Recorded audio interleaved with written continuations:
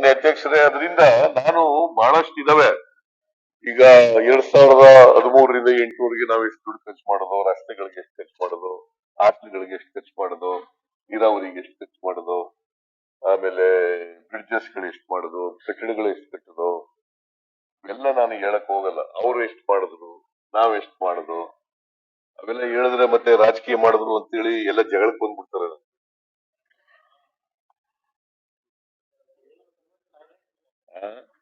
ಆಗತ್ತೆ ಕೊನೆಗೆ ಮುಖ್ಯಮಂತ್ರಿಯವರ ವಿಶೇಷ ಅನುದಾನ ಅಂತ ನೀಡಿದಂತದ್ರಲ್ಲಿ 1/3 ಗ್ರಾಂಟು ರಿಲೀಸ್ ಆಗಲಿಲ್ಲ. ಅದರಿಂದ ಮಾನ್ಯ ಅಧ್ಯಕ್ಷರೇ, ನಾನು ಎಲ್ಲರೂ ಡೀಟೇಲ್ಸ್ ಎಲ್ಲ ಹೇಳಕ್ ಹೋಗಲ್ಲ. ಇಷ್ಟ ಮಾತ್ರ ಹೇಳ್ತೇನೆ, ನಾವು ಯಾವ ತಾಲೂಕುಗಳು ಅತಿ ಹಿಂದುಳಿದ ತಾಲೂಕುಗಳಿದಾವೆ, ಅತ್ಯಂತ ಹಿಂದುಳಿದ ತಾಲೂಕುಗಳಿದಾವೆ, ಅತಿ ಹಿಂದುಳಿದ ತಾಲೂಕುಗಳಿದಾವೆ, ಹಿಂದುಳಿದ ತಾಲೂಕುಗಳಿದಾವೆ, ಅವೆಲ್ಲ ತಾಲೂಕುಗಳನ್ನ ಅಭಿವೃದ್ಧಿ ಮಾಡಲಿಕ್ಕೆ ನಾವು ಬದ್ಧರಿದ್ದೇವೆ.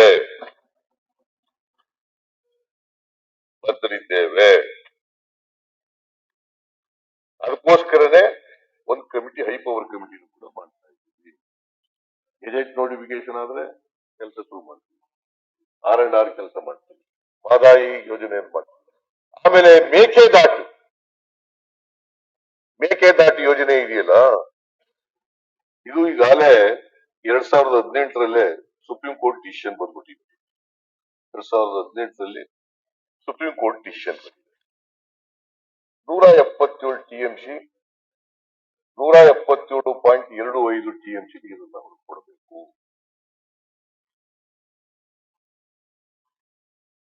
ಅವ್ರಿಗೆ ಬಂದ್ಬಿಟ್ಟಿದೆ. ಅವರು ನಾರ್ಮಲ್ ಇಯರ್ಸ್ ನಲ್ಲಿ, ನಾರ್ಮಲ್ ಇಯರ್ಸ್ ನಲ್ಲಿ ಅವರು they are entitled only for 177.25 TMC of water. Tamil Nadu ಯಾರೋ ಒಬ್ರು ನಮ್ಗೆ ಇಲ್ಲಿ ಸಲಹೆ ಮಾಡ್ತಿದ್ರು, ಕರೆಕ್ಟ್ ಮಾತಾಡಿ ಅವ್ರ ಜೊತೆನಲ್ಲಿ. ಕೋರ್ಟ್ನವರು ಫೈನಲ್ ಸರ್, ಇನ್ಫ್ಯಾಕ್ಟ್ ಅದು ಮೊದಲು ಸನ್ಮಾನ್ಯ ಅಧ್ಯಕ್ಷರೇ, ಅದು ಸುಪ್ರೀಂ ಕೋರ್ಟ್ ಜಡ್ಜ್ಮೆಂಟ್ಗೆ ನಾವೆಲ್ಲ ಮುಖ್ಯಮಂತ್ರಿಗಳ ಮಾರ್ಗದರ್ಶನದಲ್ಲಿ ಬಹಳಷ್ಟು ಅದ್ರ ಬಗ್ಗೆ ಸುಪ್ರೀಂ ಕೋರ್ಟ್ ನಲ್ಲಿ ಹೋರಾಟ ಮಾಡಿ, ನಮ್ಮ ಕಾನೂನು ತಂಡದ ಮುಖ್ಯಸ್ಥರು, ನಮ್ಮ ಅಧಿಕಾರಿಗಳು ತಿಂಗಳಗಟ್ಟಲೆ ಇದ್ಕೊಂಡು ಮೊದಲು ನಾವು ಬಿಳ್ಗುಂಟೂರು ಸ್ಟೇಷನ್ ನಲ್ಲಿ 192 ಟಿಎಂಸಿ ನೀರು ಬಿಡಬೇಕಾಗಿತ್ತು. ನಮ್ಮ ಒಂದು ಹೋರಾಟದ ಫಲವಾಗಿ ನಾವು ಬಹಳ ಗಂಭೀರವಾಗಿ ಅದನ್ನು ಫೈಟ್ ಮಾಡಿದ್ರಿಂದ 192 ಟಿಎಂಸಿಯನ್ನ ಕಡಿಮೆ ಮಾಡಿ ಇವತ್ತು 177.25 ಟಿಎಂಸಿಗೆ ಅದನ್ನ ಇಳಿಸಿದ್ರು. ಅಂದ್ರೆ ಅವ್ರಿಗೆ 23 ಟಿಎಂಸಿ ಕಡಿಮೆ ಆಯ್ತು, ನಮ್ಗೆ 23 ಟಿಎಂಸಿ ಜಾಸ್ತಿ ಆಯ್ತು. ಇದಲ್ಲದೆ ಬೆಂಗಳೂರು ಕುಡಿ ನೀರಿಗೆ ಇವತ್ತೊಂದು ಹೊಸ ಬಹಳ ವಿರೋಧ ಮಾಡಿದ್ರು ತಮಿಳುನಾಡಿದವರು ಅವಾಗ. ಯಾಕಂದ್ರೆ 2-3 ಭಾಗ 2/3 ಬೆಂಗಳೂರು ಇವತ್ತು ಕಾವೇರಿ ಬೇಸಿನಲ್ಲಿ ಬರೋದಿಲ್ಲ ಅಂತೇಳಿ.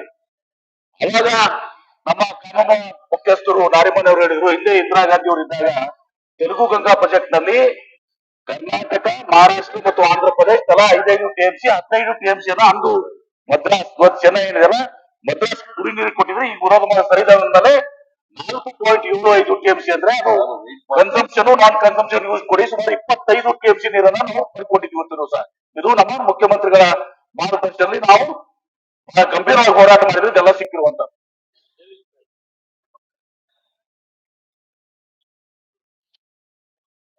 ಮಾನ್ಯ ಅಧ್ಯಕ್ಷರೇ, ಮೊದಲು ಟ್ರಿಬ್ಯುನಲ್ 192 ಟಿಎಂಸಿ ನೀರನ್ನ ಕೊಡಬೇಕು ತಮಿಳುನಾಡಿಗೆ ಅಂತ ಹೇಳಿದ್ರು. ಆಮೇಲೆ ಸುಪ್ರೀಂ ಕೋರ್ಟ್ನವರು 177.25 ಟಿಎಂಸಿ ನೀರು. In normal years, Tamil Nadu is entitled only for 177 TMC of water in a year. ಅವ್ರು ಯಾವ ತಿಂಗಳಲ್ಲಿ ಎಷ್ಟೆಷ್ಟು ಬಿಡಬೇಕು ಅಂತ ಮಾಡಿದ್ದಾರೆ. ಮತ್ತೆ ಸಂಕಷ್ಟದ ಪರಿಸ್ಥಿತಿಯನ್ನು ಎರಡೂ ರಾಜ್ಯಗಳು ಹಂಚ್ಕೋಬೇಕು ಅಂತ ಮಾಡಿ. ಬರಗಾಲ ಬಂದಾಗ, ಮಳೆ ಕಡಿಮೆ ಆದಾಗ, ಒಣ ಇದಾದಾಗ ನಾವು ಎರಡೂ ರಾಜ್ಯಗಳು ಹಂಚ್ಕೋಬೇಕು ಅಂತ ಮಾಡಿದ್ವಿ. ಇದು ಮೇಕೆದಾಟು ಪ್ಯೂರ್ಲಿ ಕುಡಿಯ ನೀರಿನ ಪ್ರಾಜೆಕ್ಟ್. ಮತ್ತೆ ತಯಾರು ಮಾಡ್ತಕ್ಕಂಥ ಪ್ರಾಜೆಕ್ಟ್ 4,000 ಮೆಗಾ 400 ಮೆಗಾವ್ಯಾಟ್ ವಿದ್ಯುತ್ ಅನ್ನ ಉತ್ಪಾದನೆ ಮಾಡ್ತಕ್ಕಂಥ ಒಂದು ಪ್ರಾಜೆಕ್ಟ್. ಮತ್ತೆ ಈ ಟ್ಯಾಂಕ್ ಕಟ್ಟೋದಿದೆಯಲ್ಲ, ಇಟ್ಸ್ ಬ್ಯಾಲೆನ್ಸಿಂಗ್ ರಿಸರ್ವಾಯರ್. ನಮ್ಮ ಕರ್ನಾಟಕದ ವ್ಯಾಪ್ತಿನಲ್ಲೇ ಕಟ್ಟೋದು, ತಮಿಳುನಾಡು ಇದಕ್ಕೂ ಸಂಬಂಧ ಇಲ್ಲ. ಕರ್ನಾಟಕದ ಬೌಂಡ್ರಿ ಒಳಗಡೆನೆ ಕಟ್ಟೋದು, ಮುಳುಗಡೆ ಆಗೋದು ಕರ್ನಾಟಕದ ಜಮೀನು.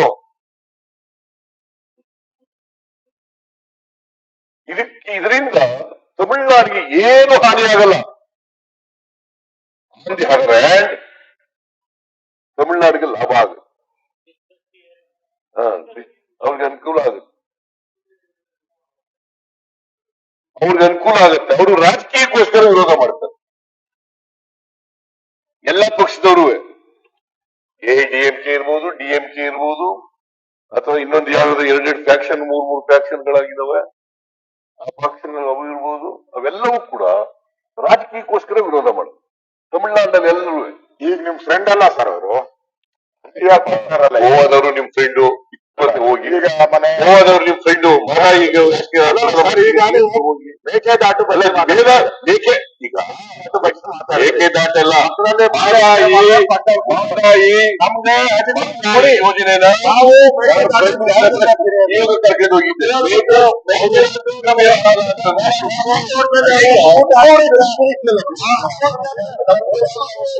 ಇನ್ನೇನು ಮಾಡ್ಬಾರ್ದಲ್ಲ, ಇವತ್ತು ಹೋಗ್ತಾರೆ ಮಾಡಬೇಡಿ ಅಂತ ಹೇಳಿ ಇವಾಗ ಮೇಕೆದಾಟು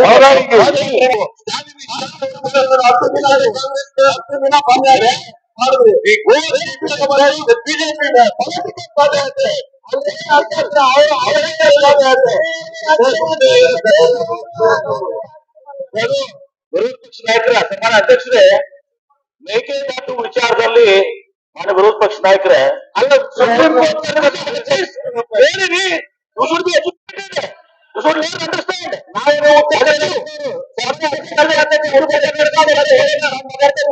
ಉತ್ತರ ಕರ್ನಾಟಕ ಹೇಳಿ ಪ್ಲೀಸ್. ಸನ್ಮಾನ ಅಧ್ಯಕ್ಷರೇ, ಸುಪ್ರೀಂ ಕೋರ್ಟ್ ಡಿಸಿಷನ್ ಆದ್ಮೇಲೆ 192 ಹೋಗಿ 177.25 TMC ಏನಾಯ್ತು, ನಮ್ಮ ಪಾಲಿಗೆ ಸುಮಾರು 15.25 TMC ನೀರು ಸಿಕ್ತು. ಪ್ಲಸ್ ಕುಡಿನೀರಿಗೆ ಬೆಂಗಳೂರಿಗೆ 4.75 TMC ಬಸ್ಸು, ಪ್ಲಸ್ ಕನ್ಸಂಪ್ಟಿವ್ ನಾನ್ ಕನ್ಸಂಪ್ಟಿವ್ ಕ್ಯಾಲ್ಕುಲೇಷನ್ ಪ್ರಕಾರ ಒಂದು 25 TMC, ಅಂದ್ರೆ ಸುಮಾರು 40 TMC ಅಷ್ಟು ನೀರು ನಮಗೆ ಸಿಕ್ಕಿದೆ. ಜಸ್ಟಿಫಿಕೇಶನ್ ಇದೆ ನಮಗೆ ಮೇಕೆದಾಟು ಮಾಡ್ಲಿಕ್ಕೆ, ಹೀಗಾಗಿ ಮೇಕೆದಾಟು ಮಾಡ್ಬೇಕು ಅಂತ ನಾವು ಮಾಡಿದೀವಿ. ಆನ್ ಮೆರಿಟ್, ವಿರೋಧ ಪಕ್ಷ ನಾಯಕರ ಮೆರಿಟ್. ಹಾಗಾಗಿ ನೀವು ಹೋಗಿ ಕೇಂದ್ರ ಸರ್ಕಾರಕ್ಕೆ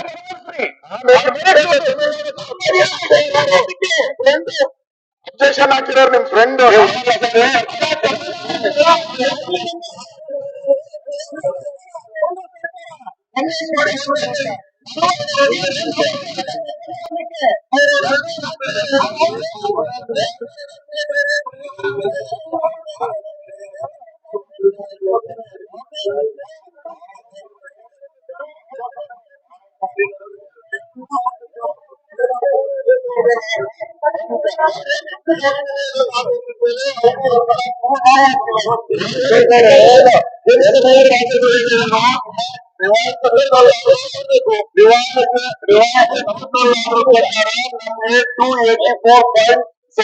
TMC ಸಿಕ್ಕಿದೆ.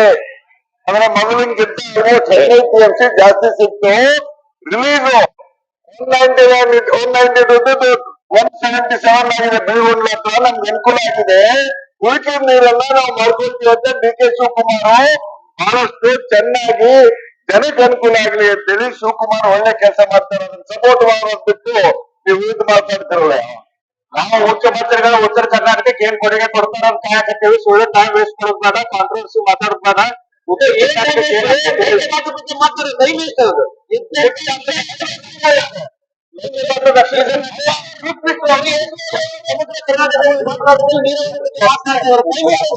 ಉತ್ತರ ಕೊಡ್ತಿರೋದು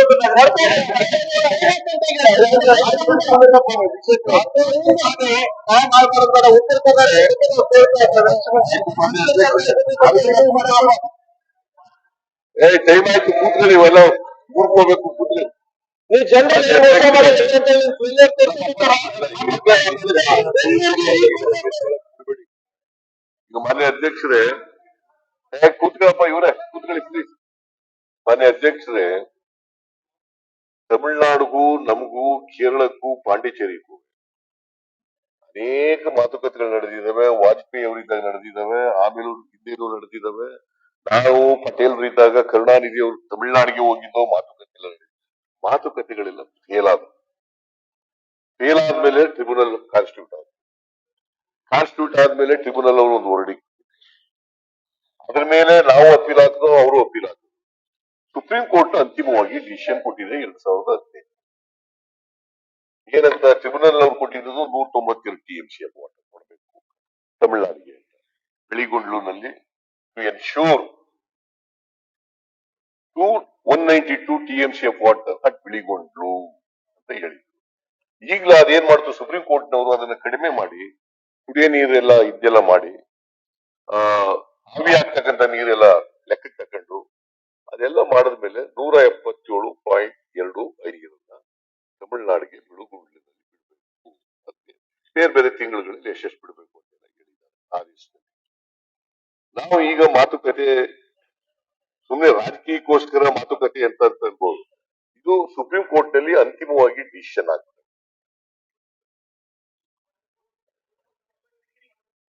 ಆಯ್ತದೆ, ಅವೆಲ್ಲನೂ ಹೇಳಕ್ಕಾಗಲ್ಲ. ಉಪಮುಖ್ಯಮಂತ್ರಿಗಳಿದ್ದಾರೆ, ಅವೆಲ್ಲ ಹೇಳ್ತಾರೆ. ಅದ ಮಾನ್ಯ ಅಧ್ಯಕ್ಷರೇ, ಅದರಿಂದ ಮಾತುಕತೆ ನಮ್ಗೇನು ಅವ್ರನ್ನು ಅಂದ್ರೆ ಗೋವಾದಲ್ಲಿ ಗೆಜೆಟ್ ನೋಟಿಫಿಕೇಶನ್ ಆಗ್ಬಿಟ್ಟಿದೆ, ಮಾದ ಇದೆ. ಇದು ಎನ್ವೈರನ್ಮೆಂಟ್ ಕ್ಲಿಯರೆನ್ಸ್ ಮಾತ್ರ ಉಳ್ಕೊಂಡಿದೆ. ಅದು ಮಾಡೋರು ಯಾರು?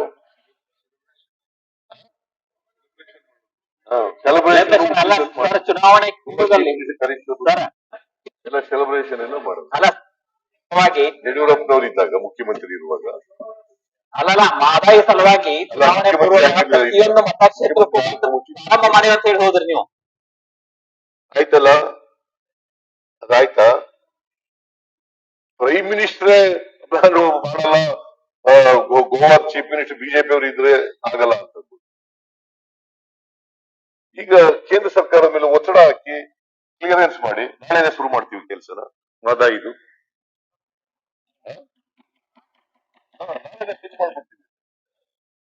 ನಾಳೆನೆ ನಾನು ನೀರಾವರಿ ಮಂತ್ರಿಗೆ ಹೇಳ್ತೀನಿ, ಶುರು ಮಾಡ್ರಿ, ಟೆಂಡರ್ ಎಲ್ಲ ಕರೆದು ಶುರು ಮಾಡಿ. ಮೇಕೆದಾಟದ್ದು ಕೂಡ 9,000 ಕೋಟಿ ರೂಪಾಯಿಗೆ ನಾವು DPR ಎಲ್ಲ ಮಾಡಿಕೊಟ್ಟಿದ್ದೀವಿ. ಅದು ಕಾವೇರಿ ರಿವರ್ ಅಥಾರಿಟಿ ಇದೆಯಲ್ಲ, ಅವರು ನಮಗೆ ಒಪ್ಪಿಗೆ ಕೊಡ್ತಾ ಇಲ್ಲ. So this is the position. ಅದರಿಂದ ಮಾನ್ಯ ಅಧ್ಯಕ್ಷರೇ, ನೀರಾವರಿ ನಾವು ಮಾಡಕ್ಕೆ ಯಾವತ್ತೂ ಕೂಡ ಹಿಂದೇಟು ಹೊಡೆಯಲ್ಲ. ಉತ್ತರ ಕರ್ನಾಟಕದಲ್ಲಿ ಇರ್ಬೋದು, ಬೇರೆ ಭಾಗದಲ್ಲಿ ಅಪ್ಪರ್ ಭದ್ರಾ ಇರ್ಬೋದು, ಮಹದಾಯಿ ಇರ್ಬೋದು, ಅಪ್ಪರ್ ಕೃಷ್ಣ ಇರ್ಬೋದು, ಯಾವತ್ತೂ ಹಿಂದೆ ಬೀಳಲ್ಲ. ನಾವು ಈಗ ಎಸ್ ಎ ಮ್ಯಾಟರ್ ಆಫ್ ಬಸ್ಸು ಅನುಭವ ಮಂಟಪಕ್ಕೆ ಗುರುಚ ಅಧ್ಯಕ್ಷದಲ್ಲಿ ಸಮಿತಿ ಮಾಡಿ ಅದನ್ನ ರಿಪೋರ್ಟ್ ತರಿಸ್ಕೊಂಡವ್ರು ಯಾರು? ನಾವು ಕೊಟ್ಟರೆ ಇರ್ಲಿದೆ. ನಿಮ್ಗೆ ಅದು ಎಲ್ಲೇ ಯೋಜನೆ 2008ರಿಂದ ಏನು ಮಾಡ್ಲಿಕ್ಕೆ ಆಗ್ತಿರ್ಲಿಲ್ಲ.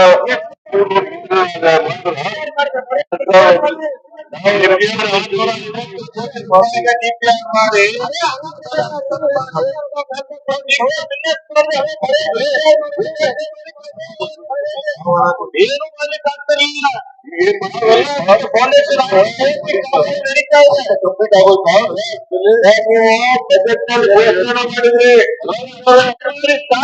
ಘೋಷಣೆ ಮಾಡಿದ್ರಿ, ಸ್ಟಾರ್ಟ್ ಆಯ್ತು, ಸರ್ಕಾರ ಬದಲಾವಣೆ ಆಯ್ತು, ಕೊಟ್ಟಿದ್ದೀರಿ.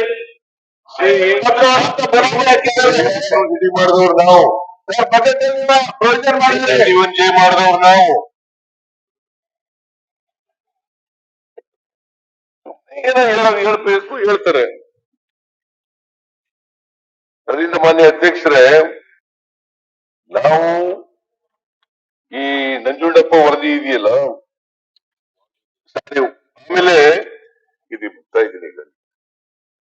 ದುಡ್ಡಪ್ಪ ಅವರು ವರದಿ ಕೊಟ್ಟಿದ್ರಲ್ಲ, ಅದು ಆದ್ಮೇಲೆ ಈ ಬೇರೆ ಕಮಿಟಿ ಮಾಡ್ತೀನಿ ಅಂತ ಹೇಳಿದೀನಿ. ನಾವು ಅಧಿಕಾರಕ್ಕೆ ಬಂದ ಮೇಲೆ ಈಗ ನಮ್ಮ ಸರ್ಕಾರದಲ್ಲಿ ಮಿಸ್ಟರ್ ಯತ್ನಾಳ್, ಬಸನಗೌಡ ಯತ್ನಾಳ್, ನಾವು ಇದು ಹೈಪವರ್ ಕಮಿಟಿ ಮಾಡ್ತೀವಿ. ಇದು ಒಂದನೇ ಘೋಷಣೆ.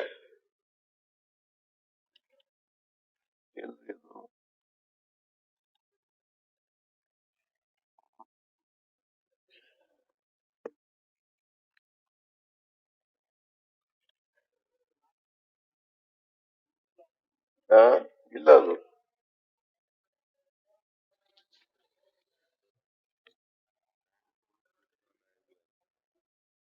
ಏನಾಗಿದೆ? ಅದಲ್ಲಯ್ಯ, ಎಲ್ರಿ ಅದು ಎಲ್ಲಿ ನೀರಾವರಿ ಘೋಷಣೆ ಮಾಡೋ ಇದು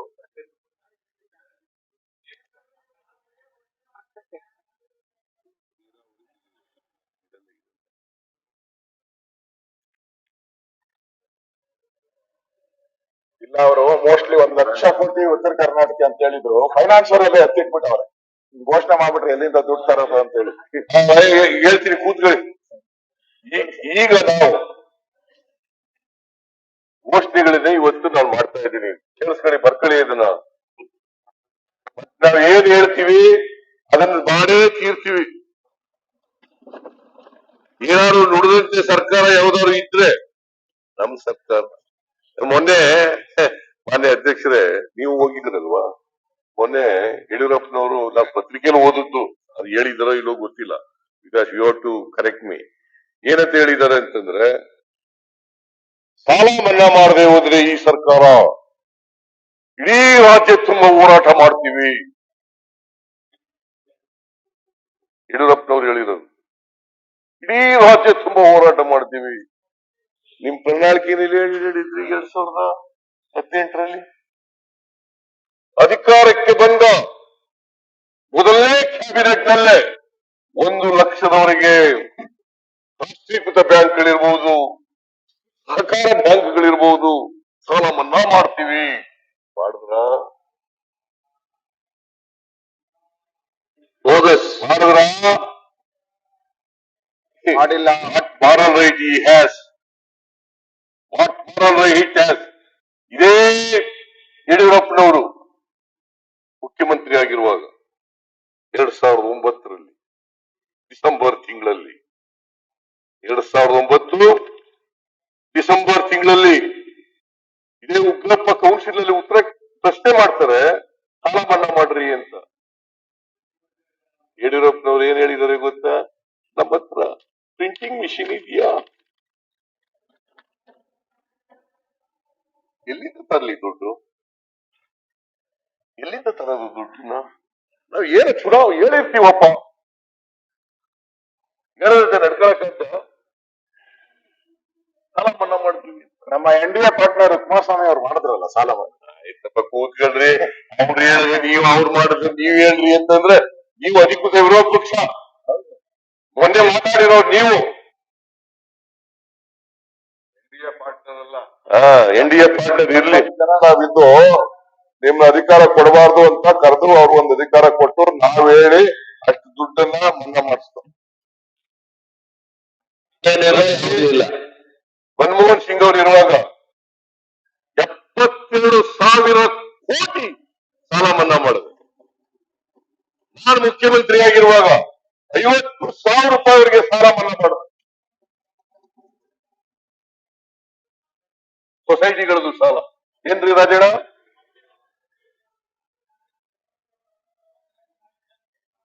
ಅದ್ರ ಜೊತೆಗೆ ಸಾಲ ಮನ್ನಾ ಮಾಡಿದ್ರಿ ಸರ್.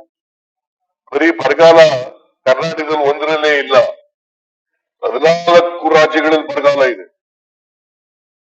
14 ರಾಜ್ಯಗಳಲ್ಲಿ ಬರಗಾಲ ಇದೆ. ಮನ್ನಾ ಮಾಡ್ಲಿ, ಯಡಿಯೂರಪ್ಪನವ್ರು ಹೇಳಿ.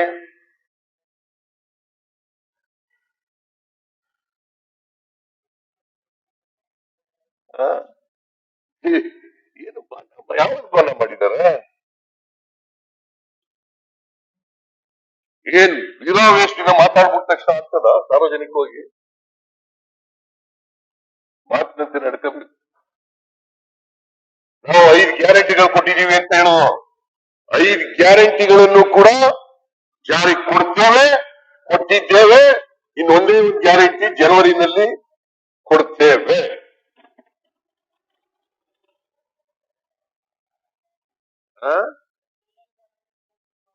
ಮೊದಲನೇ ಕ್ಯಾಬಿನೆಟ್ ಅಲ್ಲೇ ತೀರ್ಮಾನ ಮಾಡೋದು. ಜನ ಖುಷಿಯಾಗಿದ್ದಾರೆ ಸರ್. ಇವೆಲ್ಲ ವೀರಾವೇಶದ ಮಾತುಗಳೆಲ್ಲ ಜನ ನಂಬಲ್ಲ. ಬಜೆಟ್ ನಲ್ಲಿ ಹೇಳಿದ್ದೀನಿ,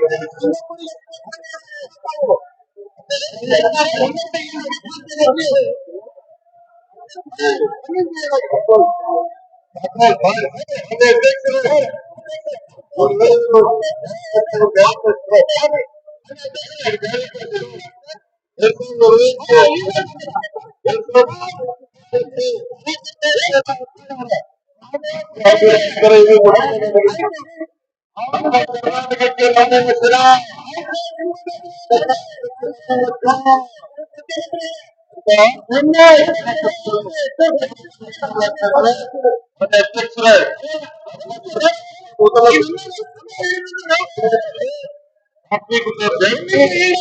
ಸರ್ಕಾರಿ ಸಂಘಗಳಲ್ಲಿರುವ 1 ಲಕ್ಷದವರೆಗೆ ರೈತರ ಬೆಳೆ ಸಾಲ ಮನ್ನಾ ಮಾಡಲಾಗುವುದು.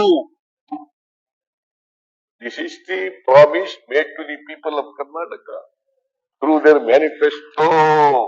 ಏನದು ಏನು ನಮ್ಮ ಕರ್ನಾಟಕಕ್ಕೆ ನಮ್ಮ ವಚನ.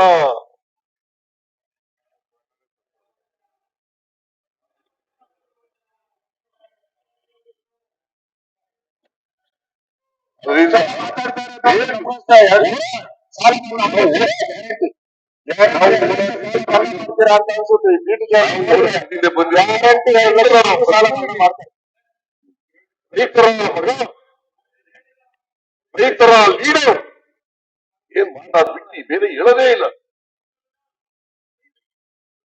ಒಂದ್ ನಿಮಿಷ ಸರ್, ಇಲ್ಲ ಕೂತ್ಕೊಳ್ಳೋಕಿಲ್ಲ. ಆಮೇಲೆ ಮುಗಿಸ್ಬಿಡ್ತೀನಿ, ಸುನಿಲ್ ಕೂತು ಇಲ್ಲ ಏನ್ ಮುಗಿಸ್ಬಿಡ್ತೀನಿ, ಕೂತ್ಕೊಳ್ರಿ.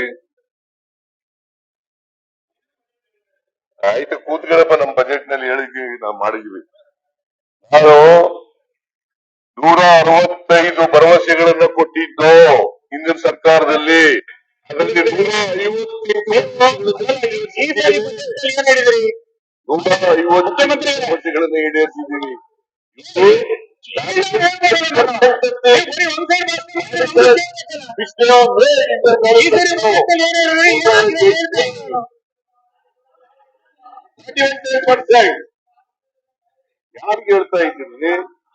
ಯಾರಿಗೆ ಹೇಳ್ತಾ ಇದ್ದೀರಿ ನೀವು? ನಮಗೆ ಪಾಠ ಹೇಳ್ಕೊಡ್ತೀರಾ? ನುಡಿದಂತೆ ನಡೀತೇವೆ, ನಡೆದಿದ್ದೇವೆ, ಮುಂದೆನೂ ನಡೀತೇವೆ.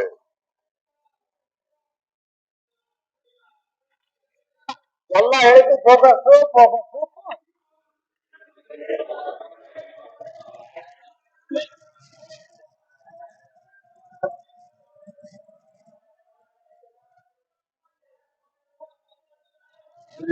ಅಧ್ಯಕ್ಷರೇ,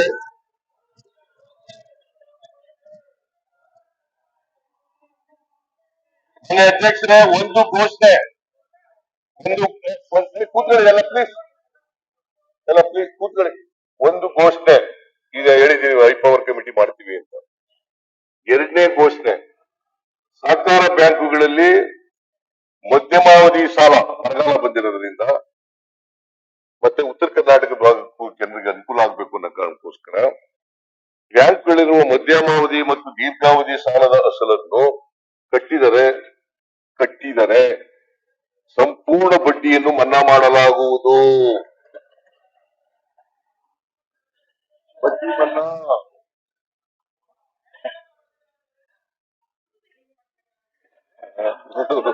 ಕೂತ್ಗಳಪ್ಪ ನೀನು ಕಟ್ಟಡ ನನಗೆ ಮಾಡಿ ಎಂದು ಹೇಳ್ತೀರಿ ಸಾಲ್ಪನ್ನ ಮಾಡಿ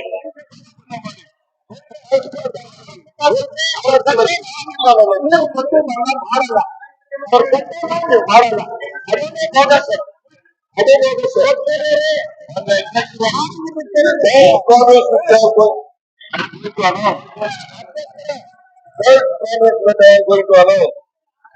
ಉತ್ತರ ಕರ್ನಾಟಕದಲ್ಲಿ ಬೃಹತ್ ಕೈಗಾರಿಕೆಗಳನ್ನು ಸ್ಥಾಪಿಸುವ ಮೂಲಕ ಆರ್ಥಿಕತೆಗೆ ಉತ್ತೇಜನ ನೀಡಲು ಸ್ಥಳೀಯರಿಗೆ ಉದ್ಯೋಗ ಒದಗಿಸುವ ಸಲುವಾಗಿ ಬೆಳಗಾವಿ ಸಮೀಪ ಸುಮಾರು 2,000 ಎಕರೆ ಪ್ರದೇಶದಲ್ಲಿ ಹೊಸ ಕೈಗಾರಿಕಾ ಪ್ರದೇಶ 500 ಎಕರೆ ಪ್ರದೇಶದಲ್ಲಿ ಫೌಂಡ್ರಿ ಕ್ಲಸ್ಟರ್ ಅನ್ನು ಸ್ಥಾಪಿಸಲಾಗುವುದು. ಬೆಳಗಾವಿ ಸಮೀಪ 2,000 ಎಕರೆನಲ್ಲಿ ಹೊಸ ಕೈಗಾರಿಕೆಗಳನ್ನು ಮಾಡಲಿಕ್ಕೆ ನಾವು ಎಲ್ಲ ರೀತಿಯ ಸಹಾಯವನ್ನ ಮಾಡ್ತೇವೆ. ಏನೇನು ನಮ್ಮ ಇಂಡಸ್ಟ್ರಿಯಲ್ ಪಾಲಿಸಿ ಪ್ರಕಾರ ಏನೇನು ಮಾಡಬೇಕು ಎಲ್ಲ ಮಾಡ್ತೀವಿ. ಆಮೇಲೆ 500 ಎಕರೆನಲ್ಲಿ ಫೌಂಡ್ರಿ ಕ್ಲಸ್ಟರ್ ಮಾಡ್ತೀವಿ. ಆಮೇಲೆ ಧಾರವಾಡ ಜಿಲ್ಲೆಯಲ್ಲಿ FMCG ಕೈಗಾರಿಕಾ ಕ್ಲಸ್ಟರ್ ಅನ್ನು ಸ್ಥಾಪಿಸಲಾಗುತ್ತಿದ್ದು ಈಗಾಗಲೇ 19 ಘಟಕಗಳು 1,255 ಕೋಟಿ ರೂಪಾಯಿ ಬಂಡವಾಳ ಹೂಡಿಕೆ ಮಾಡುತ್ತಿದ್ದು ಸುಮಾರು 2,450 ಜನರಿಗೆ ಉದ್ಯೋಗ ದೊರೆಯುವ ನಿರೀಕ್ಷೆ ಇದೆ. ಅಲ್ಲದೆ ಧಾರವಾಡದ ಸಮೀಪ ಸುಮಾರು 3,000 ಎಕರೆ ಪ್ರದೇಶದಲ್ಲಿ ಹೊಸ ಕೈಗಾರಿಕಾ ಪ್ರದೇಶವನ್ನು ಸ್ಥಾಪಿಸಲಾಗುತ್ತದೆ ಮಾಡ್ತೇವೆ. ರಾಯಚೂರಿನಲ್ಲಿ ಹತ್ತಿ ಉತ್ಪಾದನೆ ಹೆಚ್ಚಿರುವುದರಿಂದ ಈ ಜಿಲ್ಲೆಯಲ್ಲಿ ಆರ್ಥಿಕ ಅಭಿವೃದ್ಧಿ ಹಾಗೂ ಸ್ಥಳೀಯರಿಗೆ ಉದ್ಯೋಗ ಅವಕಾಶ ಕಲ್ಪಿಸುವ ದೃಷ್ಟಿಯಿಂದ ಹತ್ತಿ ಆಧಾರಿತ ಕೈಗಾರಿಕೆಗಳ ಸ್ಥಾಪನೆಗೆ ವಿಶೇಷ ಒತ್ತು ನೀಡಲಾಗುವುದು. ವಿಜಯಪುರದಲ್ಲಿ ಉತ್ಪಾದನಾ ಕ್ಲಸ್ಟರ್ ಅನ್ನು ಅಂದಾಜು 1,500 ಎಕರೆ ಪ್ರದೇಶದಲ್ಲಿ ಸ್ಥಾಪಿಸಲಾಗುವುದು. ಉತ್ತರ ಕರ್ನಾಟಕವು ಸಮೃದ್ಧ ಪ್ರವಾಸೋದ್ಯಮಗಳ ತಾಣವಾಗಿದೆ. ಐತಿಹಾಸಿಕ ಮಹತ್ವವಿರುವ ಈ ತಾಣಗಳು ಅಂತಾರಾಷ್ಟ್ರೀಯವಾಗಿಯೂ ಮಹತ್ವ ಪಡೆದಿವೆ. ಆದರೆ ಇದಕ್ಕೆ ಸಾಕಷ್ಟು ಮಹತ್ವ ನೀಡದೆ ಹಿನ್ನಡೆಯನ್ನು ಅನುಭವಿಸುತ್ತಿದೆ.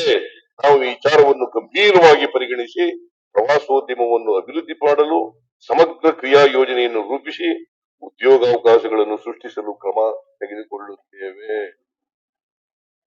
ಧಾರವಾಡದಲ್ಲಿರುವ ವಾಲ್ಮಿ ಈಗೊಂದು ವಾಲ್ಮಿ ಅಂತ ಸಂಸ್ಥೆ ಇದೆ. ಅದು ಇರಿಗೇಷನ್ ಇಲಾಖೆ ಒಳಗಡೆ ಬರ್ತದೆ. ಅದನ್ನ ಮೇಲ್ದರ್ಜೆಗೇರಿಸ್ತೀವಿ. ಮನೆ ಅಧ್ಯಕ್ಷರ ಅದಕ್ಕೆ ಧಾರವಾಡದಲ್ಲಿರುವ ವಾಲ್ಮಿ ಜಲ ಮತ್ತು ನೆಲ ನಿರ್ವಹಣಾ ಸಂಸ್ಥೆ ಏನು ಉನ್ನತೀಕರಿಸಲಾಗುವುದು. ಇದನ್ನು centre of excellence for water management ಎನ್ನಾಗಿ ಬದಲಾಯಿಸಿ ಇದರ ಮೂಲಕ ಜಲ ಶಿಕ್ಷಣ ನೀಡುವುದಷ್ಟೇ ಅಲ್ಲ, ಉತ್ತರ ಕರ್ನಾಟಕದ ಮಣ್ಣಿನ ಜವುಳು ಸಮಸ್ಯೆಯನ್ನು ನಿರ್ವಹಿಸಲಾಗುವುದು ಹಾಗೂ ರೈತರ ಆದಾಯ ಹೆಚ್ಚಳದ ಕಡೆಗೆ ಒತ್ತು ನೀಡಲಾಗುವುದು. I hope that you are the only man you are happy. ಇವೆಲ್ಲ ಭಾಷಣ ಮಾಡುವಾಗ ಹೇಳಿದ್ರಿ ನೀವೆಲ್ಲ ಉತ್ತರ ಕರ್ನಾಟಕಕ್ಕೆ ಏನೋ ಮಾಡಬೇಕು ಅಂತ. ಅದರಿಂದ ಇವರ ಕ್ರಿಟಿಕಲ್ ಇನ್ಸೈಡ್.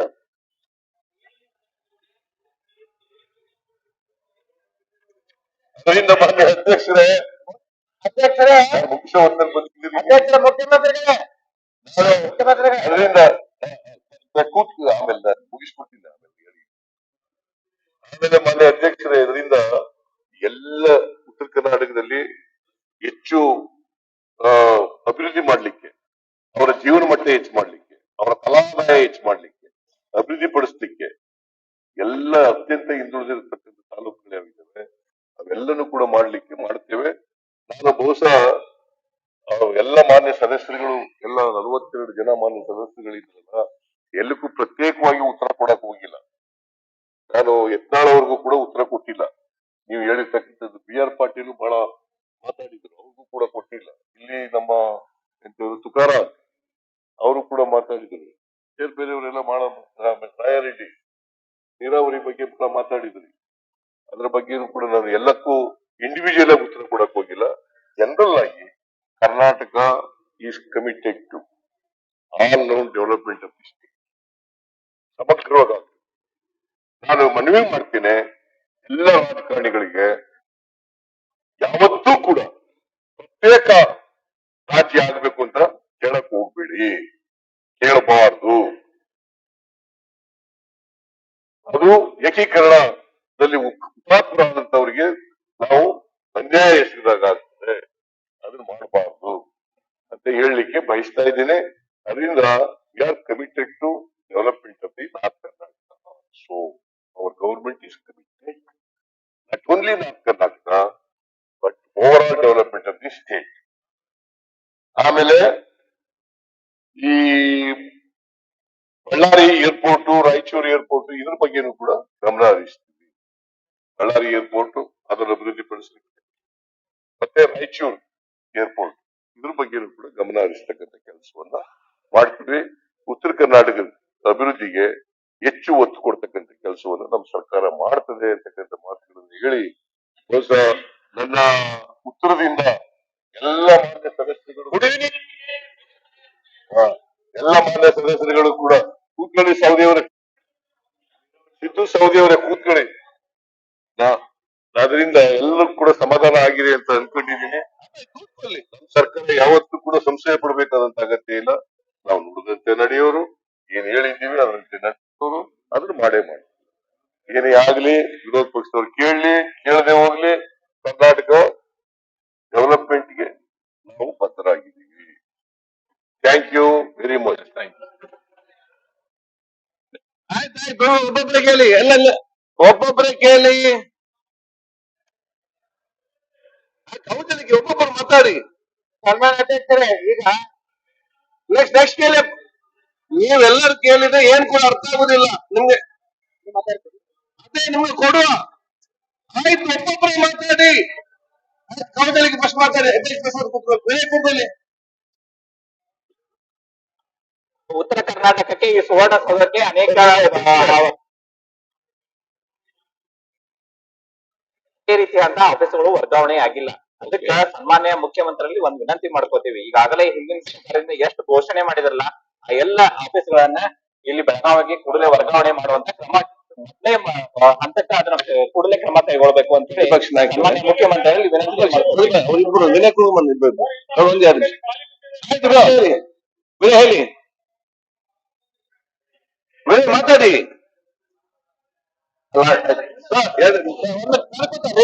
ವಿನಯ್ ಮಾತಾಡಿ 2 ನಿಮಿಷ. ಸರ್, ಈಗಿನ ಕೆಲವೊಂದು ಸಚಿವಾಲಯಗಳವ ಸುವರ್ಣ ಸೌಧದಲ್ಲಿ ವರ್ಗಾವಣೆ ಮಾಡಿ ಸರ್. ಓಕೆ, ಮಾನ್ಯ ಮುಖ್ಯಮಂತ್ರಿ ತಮ್ಮ ಮುಖಾಂತರ ವಿನಂತಿ ಮಾಡ್ತೀನಿ. ಇಲ್ಲಾಂದ್ರೆ ಖಾಲಿ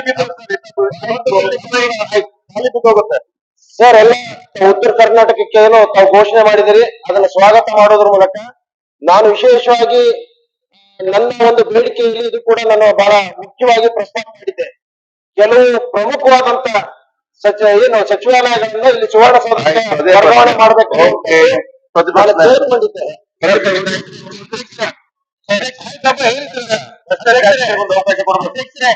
ಅಧ್ಯಕ್ಷರೇ, ಪ್ರತಿಪಕ್ಷ ನಾಯಕರು ಅವಕಾಶ ಕೊಡಿ. ಯಾರೇ ಕ್ಲಾರಿಫಿಕೇಶನ್ ಅಂತ ಹೇಳ್ತಾರೋ ಅವರೆಲ್ಲ ಹೇಳ್ತೀರಾ ಇದೀಗ ಮತ್ತೆ ಅವರು ಆಮೇಲೆ ಕೊಡಿ ಅಂದೆ.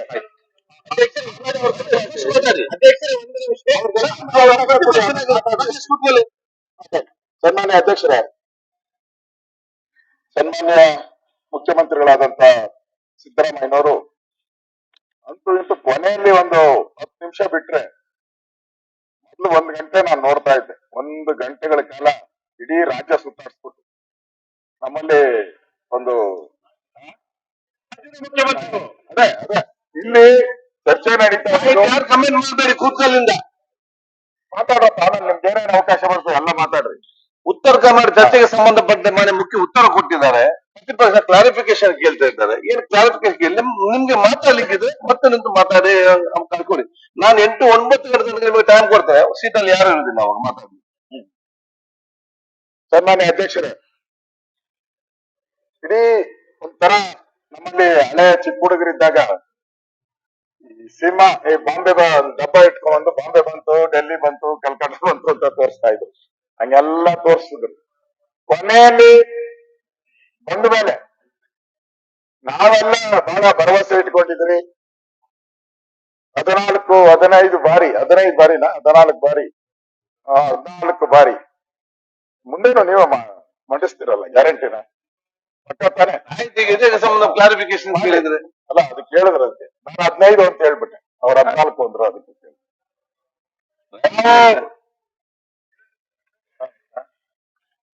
ಯತ್ನಾಳ್ ಅವ್ರು 2028 ತನಕ ಅವರೇ ಬಜೆಟ್ ಮಂಡಿಸ್ತಾರಲ್ಲ ಅದನ್ನು ಒಂದು ಸ್ಪಷ್ಟಪಡಿಸಿ. ಯಾರು ಮಾಡ್ಬೇಕು? ನಾವು ಮಾಡಕ್ ಅವ್ರು ಮಾಡ್ಬೇಕು. ಅದನ್ನ ಸರ್ ನಮ್ಗೆ 28 ಬಜೆಟ್ ಸಿದ್ದರಾಮಯ್ಯನವರೇ ಮಂಡಿಸ್ತಾರೆ ಅಂತ ಹೇಳ್ತಾ ಇದ್ರೆ ಕಾಂಗ್ರೆಸ್ ಪಾರ್ಟಿ 28ಕ್ಕೂ ಬರ್ತದೆ ಅಂತ ಅವರು ಆಶೀರ್ವಾದ ಮಾಡ್ತಾರೆ ಸರ್.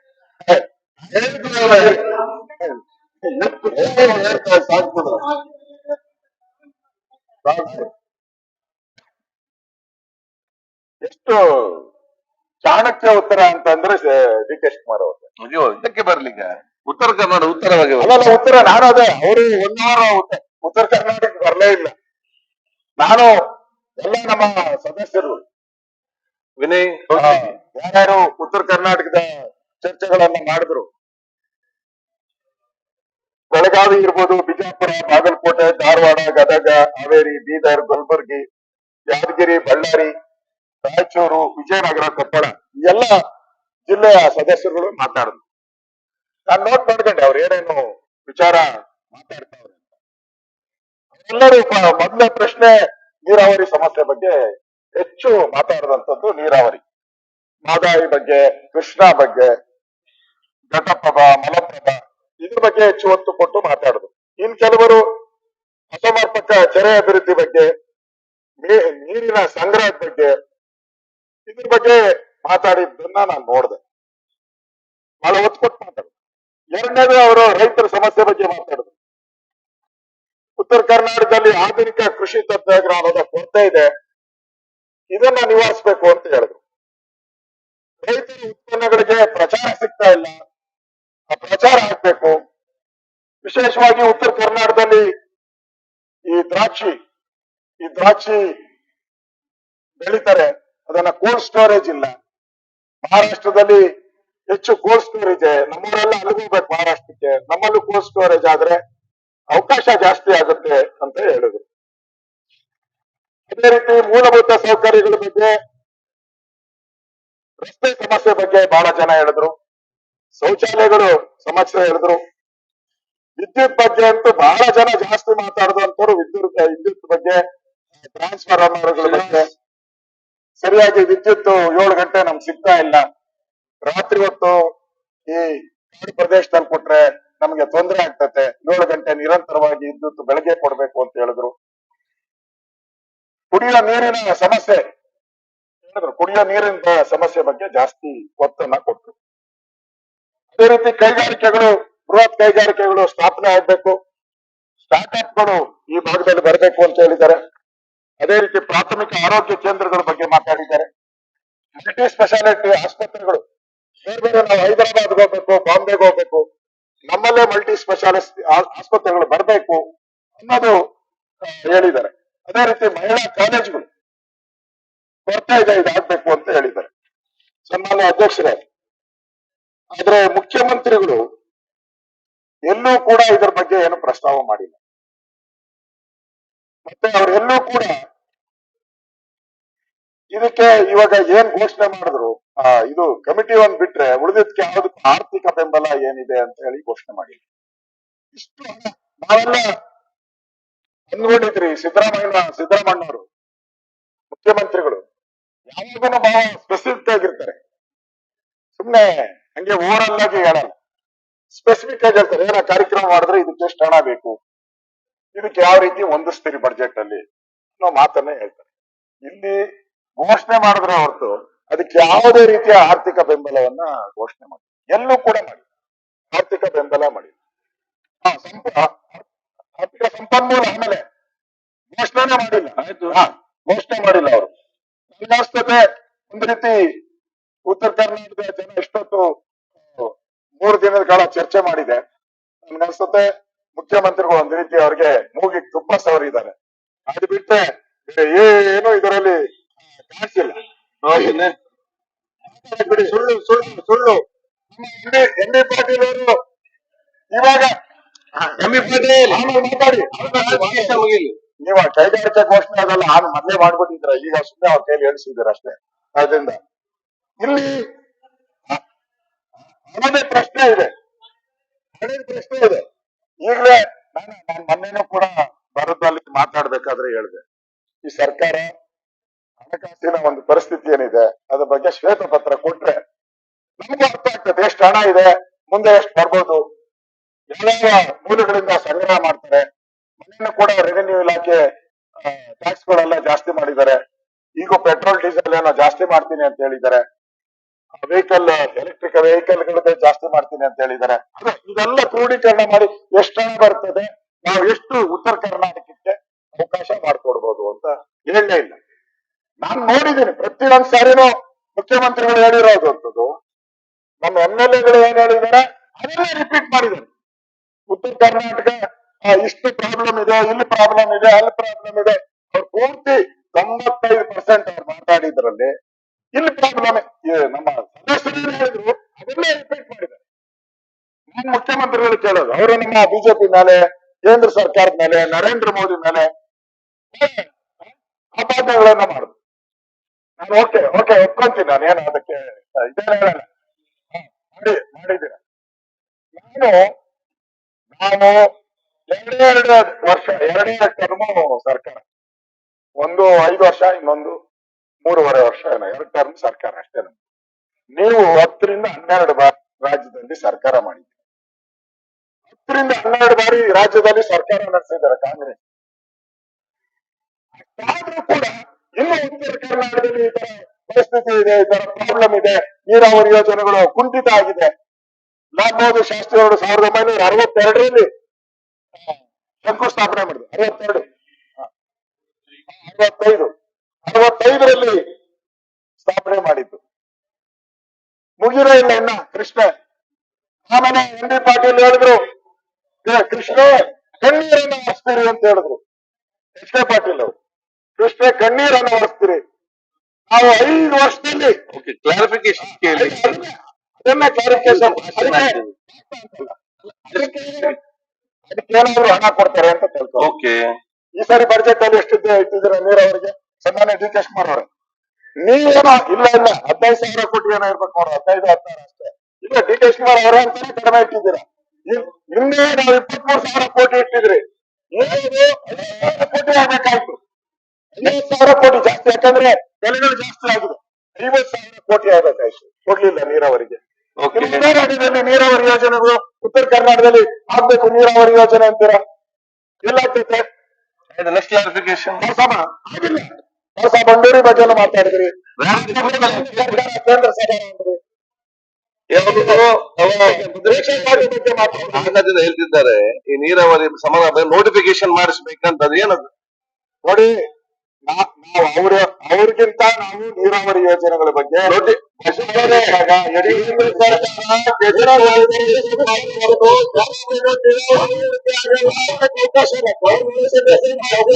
ಆಯ್ತು ಮಾತಾಡೋದ್ರ ವಿಚಾರ ನಾವು ಮಾತಾಡ್ತೀವಿ.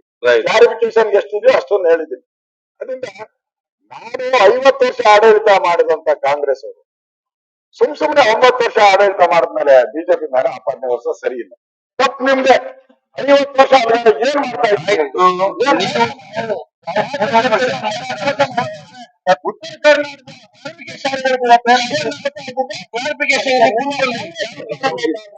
ಬಿಟ್ಟರೆ ಬೇರೆ ಏನಿಲ್ಲ. ಮುಖ್ಯಮಂತ್ರಿಗಳು ಏನ್ ಘೋಷಣೆ ಮಾಡಿದ್ದಾರೆ ಅದಕ್ಕೆ ಯಾವುದೇ ರೀತಿಯಾದಂತ ಆರ್ಥಿಕ ಒಂದು ಬೆಂಬಲ ಇಲ್ಲ, ಸುಮ್ಮನೆ ಘೋಷಣೆ ಮಾಡಿದ್ದಾರೆ. ನಾವು ಅವ್ರಿಗೆ ಕೇಳ್ತಾ ಇರೋಂಥದ್ದು, ರೈತರ ಸಾಲ 2 ಲಕ್ಷದವರೆಗೂ ರೈತರ ಸಾಲ ಮನ್ನಾ ಮಾಡಬೇಕು.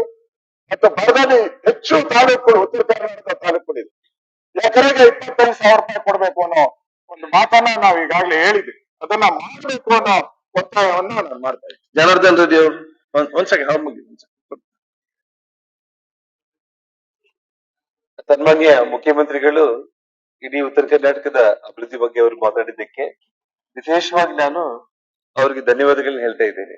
ರಾಯಚೂರು ಬಳ್ಳಾರಿ ವಿಮಾನಾಶ್ರಯಗಳನ್ನ ನಿರ್ಮಾಣ ಮಾಡುವ ವಿಚಾರ ಜೊತೆಗೆ ಇನ್ನೊಂದು ಬೇಡಿಕೆ ಇತ್ತು, ರಾಯಚೂರಲ್ಲಿ ಆಲ್ ಇಂಡಿಯಾ ಮೆಡಿಕಲ್ ಸೈನ್ಸಸ್ ಬಗ್ಗೆ ಈಗಾಗಲೇ ಸನ್ಮಾನ್ಯ ಮುಖ್ಯಮಂತ್ರಿಗಳು ಕೇಂದ್ರಕ್ಕೆ ಪತ್ರ ಬರೆದಿದ್ದಾರೆ.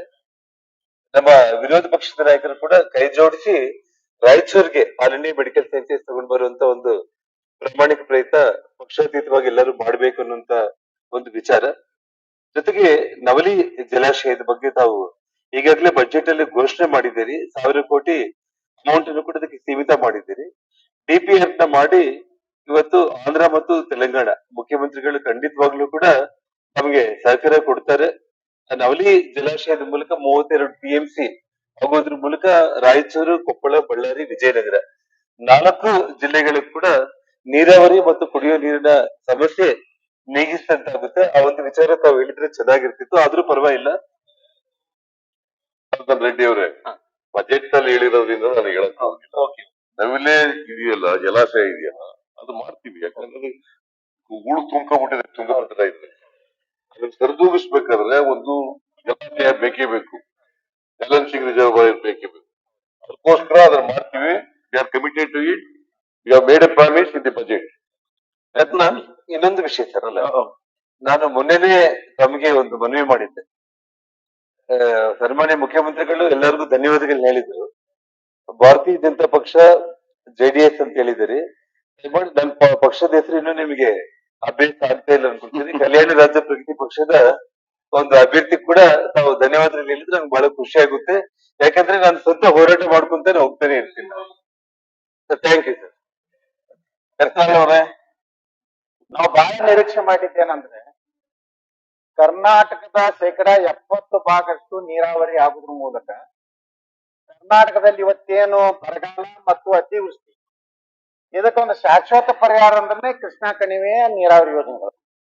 ಮಾನ್ಯ ಮುಖ್ಯಮಂತ್ರಿಗಳು ಏನಾದರೂ ಈ ಒಂದು ಬಜೆಟ್ ನಲ್ಲಿ, ಒಂದು ಬಜೆಟ್ ಅಲ್ಲ, ಬರುವಂತ ಮಾರ್ಚ್ ವರೆಗೆ ಒಂದು 15,000 ಅಥವಾ 20,000 ಕೋಟಿ ರೂಪಾಯಿ ಅದಕ್ಕೆ ನಾವು ತೆಗೆದಿಟ್ಟು ಅನ್ನೋ ಕೆಲಸ ಬಹಳ ವೇಗವಾಗಿ ಪ್ರಾರಂಭ ಮಾಡ್ತೇವೆ ಅಂತ ಮಾತನ್ನ ಹೇಳ್ತಾರ ಅಂತ ನಾವು ತಿಳ್ಕೊಂಡಿದ್ದೀವಿ.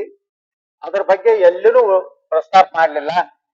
ಅದೇ ರೀತಿ ಕಿತ್ತೂರು ಕರ್ನಾಟಕ ಅಭಿವೃದ್ಧಿ ಮಂಡಳಿ ಯಾವ ರೀತಿ ನೀವು ಕಲ್ಯಾಣ ಕರ್ನಾಟಕ, ಮಲೆನಾಡು ಅಭಿವೃದ್ಧಿ, ಅದು ಚಿತ್ರದುರ್ಗದಾಗ ಒಂದು ಬಯಲು ಸೀಮೆ ಅಂತ ಇದೆ. ಸನ್ಮಾನ್ಯ ಮುಖ್ಯಮಂತ್ರಿ, ₹1 ಯಾವ ಶಾಸಕರಿಗೂ ಬಯಲು ಸೀಮೆ ಶಾಸಕರಿಗೆ ಬರ್ತಾ ಇಲ್ಲ.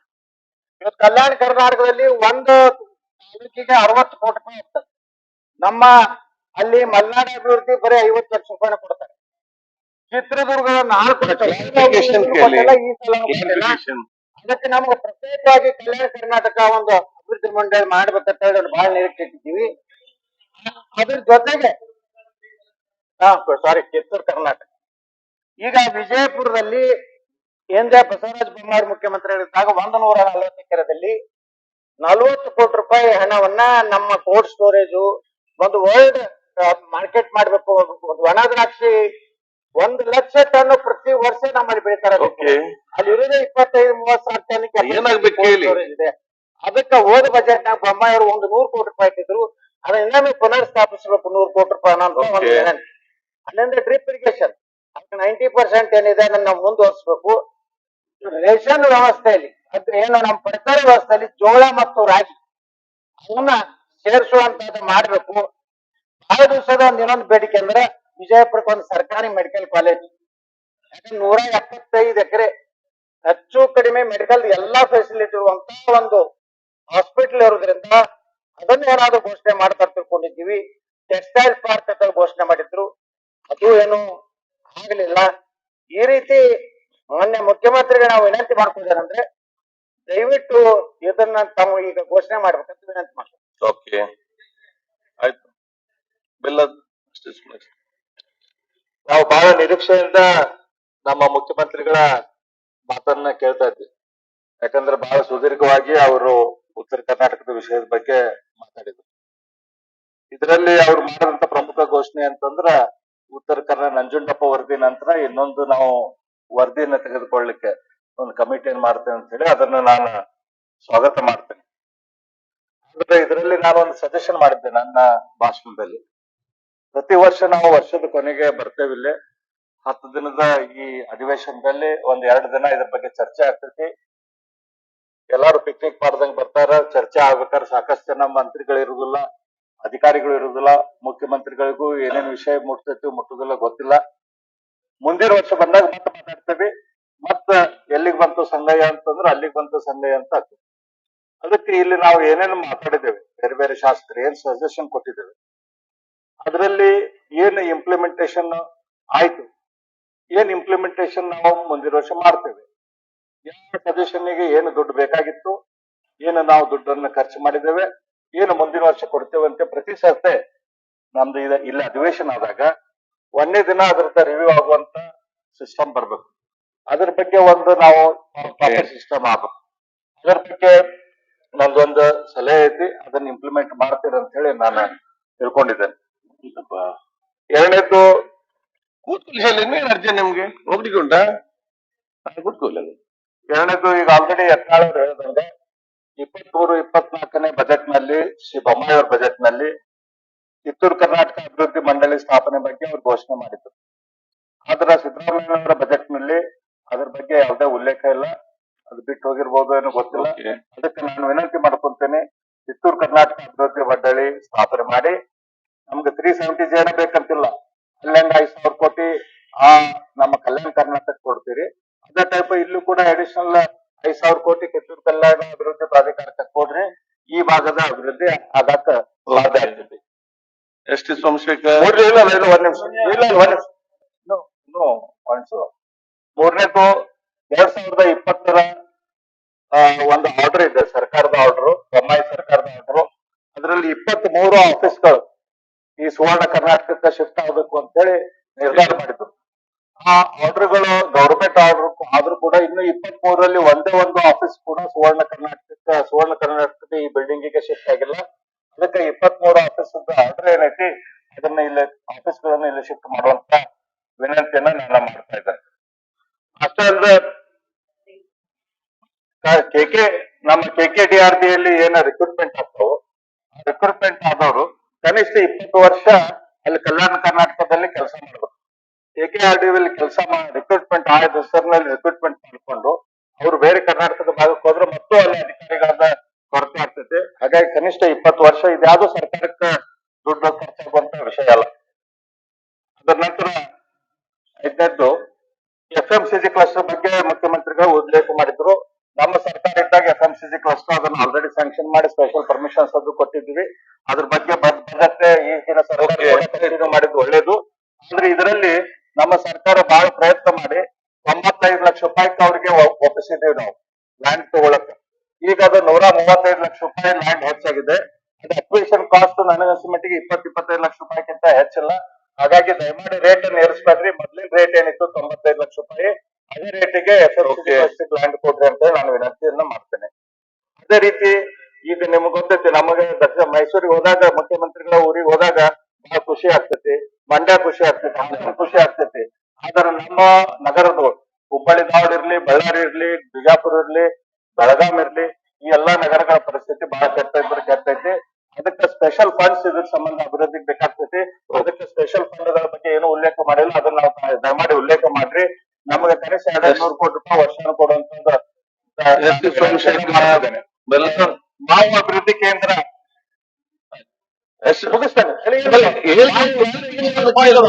ಮಾವು ಅಭಿವೃದ್ಧಿ ಕೇಂದ್ರ ಧಾರವಾಡಕ್ಕೆ ಬೇಕಾಗಿದೆ. ಅದನ್ನ ಮಾಡುತ್ತೆ. ಆಮೇಲೆ ಕೃಷ್ಣ 1 ಲಕ್ಷ ಕೋಟಿ ಬೇಕು, ಅದ್ರ ಬಗ್ಗೆ ಕೂಡ 1,000 ಕೋಟಿ ಕೊಡ್ರಿ ಅಂತ ವಿನಂತಿ ಮಾಡಿಕೊಂಡು ಇವತ್ತಿನ ಬಜೆಟ್ ಉತ್ತರದಲ್ಲಿ ಮುಖ್ಯಮಂತ್ರಿಗಳು ಒಂದೇ ಒಂದು ರೂಪಾಯಿ ಕೂಡ ಉತ್ತರ ಕರ್ನಾಟಕ ದಯಮಾಡಿ ನಾವು ವಿನಂತಿ ಬಜೆಟ್ ಅಲ್ಲಲ್ಲ ಅಮೌಂಟ್ ಅನ್ಕೊಳ್ಳಿ. ಅದು 100ಕ್ಕೆ 100 ಕಂಪ್ಲೀಟ್ ಆಗ್ತದೆ ಅಂತಕ್ಕಂಥದ್ದನ್ನ ತಮ್ಮ ರಿಕ್ವೆಸ್ಟ್ ಮಾನ್ಯ ಅಧ್ಯಕ್ಷ. ಓನ್ಲಿ ಕ್ಲಾರಿಫಿಕೇಶನ್ ಮಾತ್ರ. ಅಧ್ಯಕ್ಷರೇ, ಈ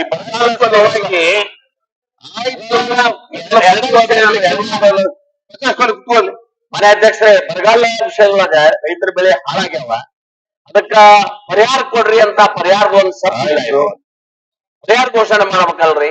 ನೀರಾವರಿಗೆ, ತೋಟಗಾರಿಕೆ, ಹಾಳಾಗಿದ್ದ ಬೆಳೆಗಳಿಗೆ ಪರಿಹಾರ ಘೋಷಣೆ ಮಾಡಿ ಒಂದು. ಎರಡನೇದ್ದು, ರೈತರಂಗೆ ಇನ್ನೊಂದು ಸಮುದಾಯದ ನೇಕಾರ ಬಹಳ ಕಷ್ಟದೊಳಗ ಜೀವನ ಸಾಗಿಸ್ತಾರ, ಅವ್ರ ಬಗ್ಗೆ ಚಕಾರ ಶಬ್ದ ಹತ್ತಲಿಲ್ಲ. ಓಕೆ, ನೇಕಾರನಲ್ಲಿ ಬರ್ಬೇಕಂತ ನೇಕಾರ ಬಗ್ಗೆ ಸಾನುಭೂತಿ ತೋರಿಸ್ಬೇಕಂತ ವಿನಂತಿ. ಸಂದರ್ಭದಲ್ಲೇ ರಾಜ್ಯದ ರೈತರು ಕಷ್ಟದಲ್ಲಿದ್ದಾರೆ ಅಂತ ಹೇಳಿ ಸನ್ಮಾನ್ಯ ಮುಖ್ಯ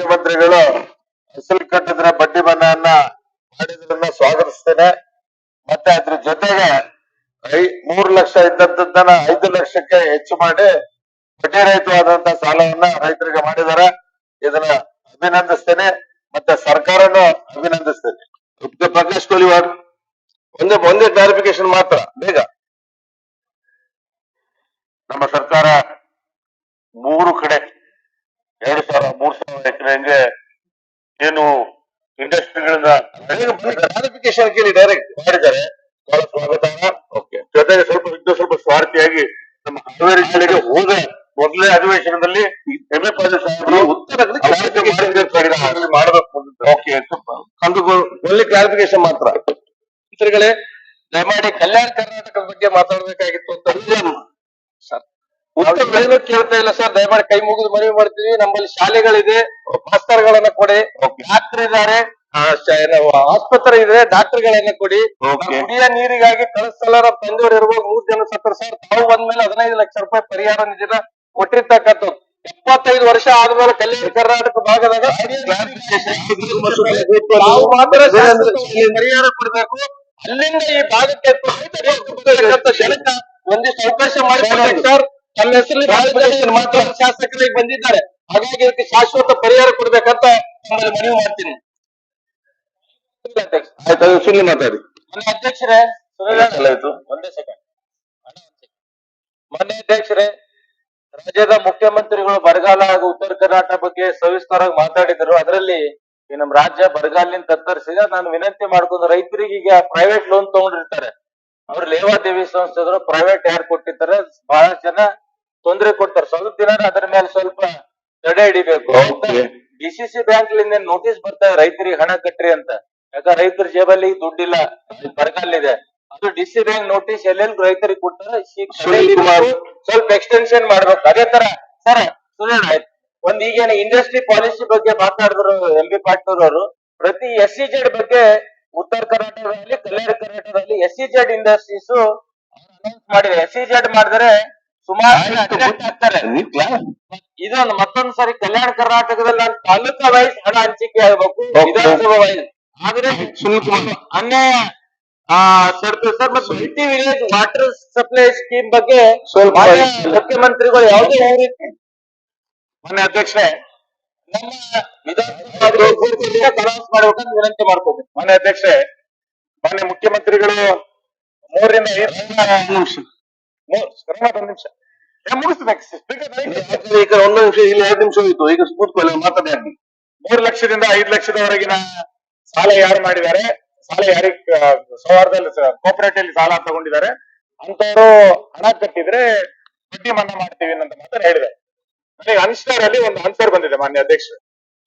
3 ರಿಂದ 5 ಲಕ್ಷದ ಒಳಗಿನ ಬೆಳೆ ಸಾಲ ಮತ್ತು 10 ರಿಂದ 15 ಲಕ್ಷ ಒಳಗಿನ ಮಧ್ಯಮಾವಧಿ ಕೃಷಿ ಸಾಲದ ವಿತರಣೆ ರಾಜ್ಯದಲ್ಲಿ ಎಷ್ಟಾಗಿದೆ ಅಂತ. ಆ ಪ್ರಕಾರ 3 ರಿಂದ 5 ಲಕ್ಷದವರೆಗಿನ ಸಾಲ ವಿತರಣೆ ಇಡೀ ರಾಜ್ಯದಲ್ಲಿ ಎಷ್ಟಾಗಿದೆ ಅಂತ ಕೇಳಿದ್ರೆ 2,439 ಜನರಿಗೆ. ಉತ್ತರ ಕರ್ನಾಟಕದಲ್ಲಿ ಒಂದು 2,439 ಜನರಿಗೆ ಮಾತ್ರ ಅನೌನ್ಸ್ಮೆಂಟ್. ಅದರಲ್ಲಿ ಸರ್ಕಾರ ಕೊಟ್ಟಿರುವಂತ ಉತ್ತರದಲ್ಲಿ ಬಿಜಾಪುರ ಜಿಲ್ಲೆಯಲ್ಲಿ ಎಷ್ಟು ಜನ ಸಾಲ ತಗೊಂಡಿದ್ದಾರೆ ಅಂತ ಕೇಳಿದ್ರೆ 41 ಜನ, ಬಾಗಲಕೋಟೆ ಜಿಲ್ಲೆನಲ್ಲಿ 0, ಧಾರವಾಡ ಜಿಲ್ಲೆನಲ್ಲಿ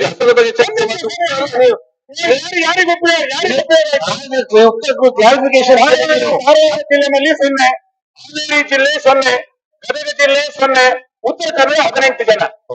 ಯಾವ ಜಿಲ್ಲೆಗೂ ಉಪಯೋಗ ಆಗಲಿಲ್ಲ, ಬಡ್ಡಿ ಮನ್ನಾ ಮಾಡಿದ್ದಾರೆ ಅಂತ. ಹಾಗಾಗಿ ದಯಮಾಡಿ ಮಾನ್ಯ ಮುಖ್ಯಮಂತ್ರಿಗಳು ಇದನ್ನ ಸ್ಪಷ್ಟ ಮಾಡ್ಬೇಕು. ಎಷ್ಟು ಜನರಿಗೆ ಸಾಲ ಕೊಟ್ಟಿದ್ರಿ, ಇನ್ನು ಎಷ್ಟು ಜನರಿಗೆ ಸಾಲ ಕೊಡ್ತೀರಿ, ಎಷ್ಟು ಜನರಿಗೆ ಮನ್ನಾ ಆಗುತ್ತೆ ಅನ್ನೋದು ಸ್ಪಷ್ಟ ಮಾಡಿ.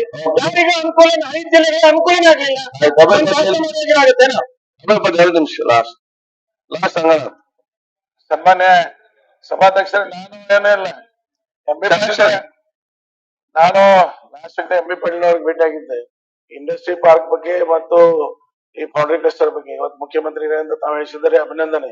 ಆದ್ರೆ ಅದಕ್ಕೆ ಏನಾದ್ರು ಟೈಮ್ ಬೌಂಡ್ ಅದ, ಯಾಕೆ ಬರೀ ಘೋಷಣೆ ಆಗ್ತದ ಆಗೋದಿಲ್ಲ, ಮಾಡಿದರೆ. ಯಾಕಂದ್ರೆ ಕೊಲ್ಲಾಪುರ್ನಾಗ 5 ಸ್ಟಾರ್ ಇಂಡಸ್ಟ್ರಿಯಲ್ ಎಸ್ಟೇಟ್ ಆಗಿರ್ತದೆ, ಎಲ್ಲಾ ಜನ ಅಲ್ಲಿ ಹೋಗ್ತಾರ ಅಂತ ತಮ್ಗೆ ಹೇಳಿದಾಗ ನಾವು ಕನ್ವಿನ್ಸ್ ಆಗಿ ಅದಕ್ಕೆ ಕ್ರಮ ಕೈಗೊಳ್ತೀವಿ ಅಂತಿದ್ರೆ ಇವತ್ತು ಮುಖ್ಯಮಂತ್ರಿ ಕಡೆ ತಿಳಿಸಿದ್ರಿ. ಧನ್ಯವಾದ. ಅದ ಟೈಮ್ ಬೌಂಡ್ ಪ್ರೋಗ್ರಾಮ್ ಅದಕ್ಕೊಂದು ಏನೋ ಕಾಲಮಿತಿ ಒಂದು ಆಯ್ಕೆ ಮಾಡಿದ್ರೆ ಅನುಕೂಲ ಆಗ್ತದೆ. IT ಪಾರ್ಕ್ ಬಗ್ಗೆ ಮಾನ್ಯ ಮುಖ್ಯಮಂತ್ರಿಗಳು ಹೇಳ್ಬೇಕು ಅನ್ನೋ ಮಾತನ್ನ ನಾನು ಹೇಳ್ತೀನಿ. ಯಾಕಂದ್ರೆ ಬೆಂಗಳೂರಿನಾಗ ಅದು ಹೆಚ್ಚಾಗಿದೆ, ನಮ್ಮಲ್ಲಿ ಡಿಮಾಂಡ್ ಅದ. ಅದಕ್ಕೆ ಅದ್ರ ಬಗ್ಗೆನೂ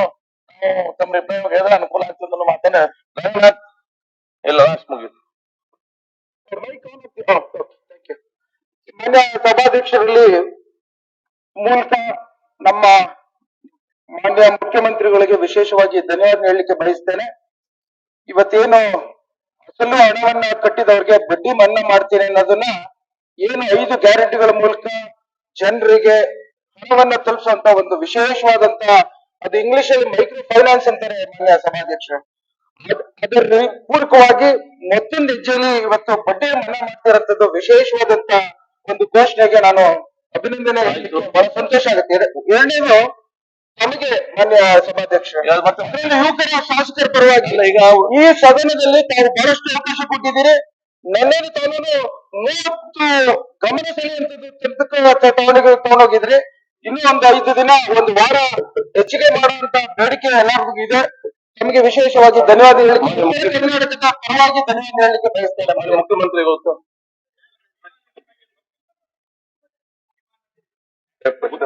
ಅಧ್ಯಕ್ಷ, ಒಂದೇ ಮಿನಿಟ್ ಅಧ್ಯಕ್ಷ. ಮುಖ್ಯಮಂತ್ರಿಗಳಿಗೆ ವಿನಂತಿ ಮಾಡ್ಕೊತಾರೆ. ಯಾಕಂದ್ರೆ ನಿನ್ನೆ ಲೇಬರ್ ಮಿನಿಸ್ಟರ್ ಕೂಡ ಸಂತೋಷ್ ಲಾಡ್ ಅವರು ಇಬ್ಬರಿಗೂ ನಮ್ಮ ಧಾರವಾಡ ಟಾಟಾ ಮಾಡ್ಕೋಬಹುದು. ನಿನ್ನೆ ಕೂಡ ನಾವು ನನಗೆ ಅವಕಾಶ ಕೊಟ್ಟಿದ್ರಿ ಅಧ್ಯಕ್ಷ. ನಮ್ಮ ಲೋಕಲ್ ಇಂಡಸ್ಟ್ರಿಗಳು ಸಾಕಷ್ಟು ಡೆವಲಪ್ ಆಯ್ತು. ಇವತ್ತು ಕೂಡ ನಮ್ಗೆ ನಮ್ಮ ಭಾರತ ಇಂಡಸ್ಟ್ರಿನ ಇನ್ಕ್ರೀಸ್ ಮಾಡ್ಕೊಡ್ತಾರೆ ಕೇಳಿದ್ರೆ ಸಂತೋಷ ಅನಿಸ್ತೈತಿ. ಅವ್ರು ಇನ್ನೊಂದು ದುಃಖದ ಸಂಖ್ಯೆ ಅಂದ್ರೆ, ಒಂದು ಯಾವ ಇಂಡಸ್ಟ್ರಿಗಳು ನಮ್ಮಲ್ಲಿ ಬರ್ತಾವೋ ಆ ಇಂಡಸ್ಟ್ರಿ ಕಂಪಲ್ಸರಿ ನಮ್ಮ ಲೋಕಲ್ ಯುವಕರು ತಗೊಳಕ್ ಅವಕಾಶ ಮಾಡ್ಕೊಂಡು ನೀವು ಕಾಯ್ದೆ ತರಲೇಬೇಕು. ಯಾಕಂದ್ರೆ ನಾವು ಇದ್ದಂತ ಅಧ್ಯಕ್ಷ ಬಹಳ ದೊಡ್ಡ ನಮ್ಮ ಸಮಸ್ಯೆ, ನಮ್ಮ ಭಾರತದಲ್ಲಿ ದೊಡ್ಡ ಸಮಸ್ಯೆ ಇದು.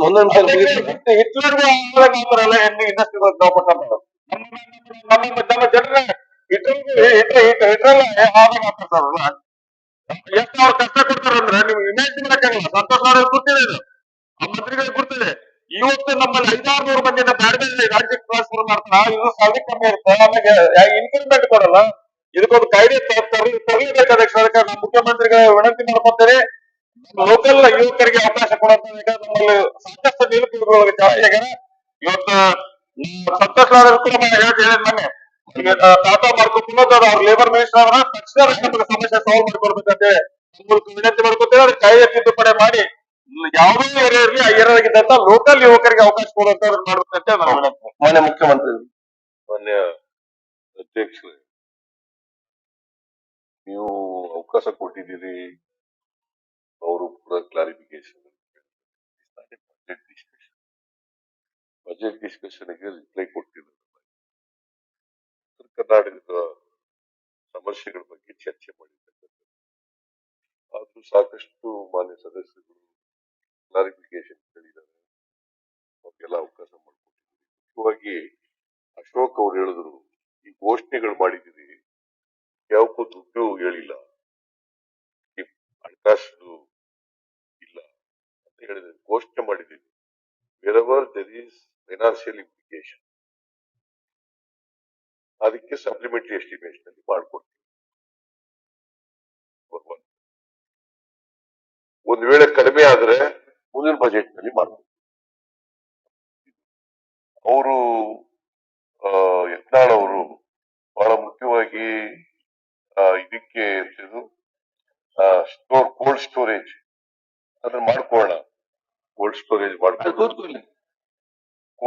ಮಾಡ್ಕೊಳ್ಳೋಣ ಅಂತ ಹೇಳಿದ್ನಲ್ಲ. ಆಮೇಲೆ ಬಯಲುಸೀಮೆ ಅಭಿವೃದ್ಧಿ ಮಂಡಳಿಗೆ ದುಡ್ಡು ಕೊಡಬೇಕು ಅಂತ ಹೇಳಿದ್ದಾರೆ. ಆಮೇಲೆ ನಮ್ಮ ಬೆಲ್ಲದವರು ಅನೇಕ ಇದನ್ನ ಎಂತದ್ದು ಉತ್ತರ ಕರ್ನಾಟಕ ಇವೆಲ್ಲ ಅವೆಲ್ಲ ಪರಿಶೀಲನೆ ಮಾಡೋಣ, ಎಷ್ಟು ದುಡ್ಡಾಗತ್ತೆ ಏನು ಅಂತ ನೀವು ಹೇಳಿದವೆಲ್ಲ ಪರಿಶೀಲನೆ ಮಾಡಿ. ಆಮೇಲೆ ನಮ್ಮ ಇವರು ವಿನಯ್ ಕುಲಕರ್ಣಿ ಅವರು ಕಾನೂನು ಮಾಡಿ ಒಂದನ್ನ ಸ್ಥಳೀಯರಿಗೆ ಕೆಲಸ ಕೊಡಲ್ಲ ಅಂತ ಹೇಳಿದ್ದಾರೆ. ಅದನ್ನ ವಿಲ್ ಎಕ್ಸಾಮಿನ್. ಕಾನೂನು ಕಾಯ್ದೆ ಅದ ಅಗತ್ಯ ಇದೆಯಾ ಇಲ್ವಾ, ಅದು ಮಾಡಕ್ ಸಾಧ್ಯನಾ ಸಾಲುನಾ ಇಲ್ವಾ, ಅದ್ರ ಬಗ್ಗೆ ಮಾಡಕ್ಕಾದ್ರೆ ಮಾಡ್ತೀವಿ. ಕಾನೂನು ಈಗಾಗಲೇ ಇದೆ, ಸ್ಥಳೀಯರಿಗೆ ಕೆಲಸ ಕೊಡಬೇಕು ಅಂತ ಇದೆ, ಜಮೀನ್ ಕಳ್ಕೊಂಡವ್ರಿಗೆ ಕೆಲಸ ಕೊಡಬೇಕು ಅಂತಕ್ಕಂಥದ್ದು ಈ ನಿಬಂಧನೆಗಳಿದ್ದಾವೆ. ಆದ್ರೂ ಕೂಡ ಕೆಲವರು ಏನಾದ್ರು ಮಾಡ್ತಾ ಇದ್ರೆ ಅದಕ್ಕೆ ಕಾನೂನು ಅಗತ್ಯ ಇದ್ರೆ ಅದನ್ನ ಪರಿಶೀಲನೆ ಮಾಡ್ತೇವೆ ಅಂತಕ್ಕಂಥ ಮಾತುಗಳನ್ನು ಕೂಡ ಹೇಳಲಿಕ್ಕೆ ಬಯಸ್ತಾ ಇದ್ದೇನೆ.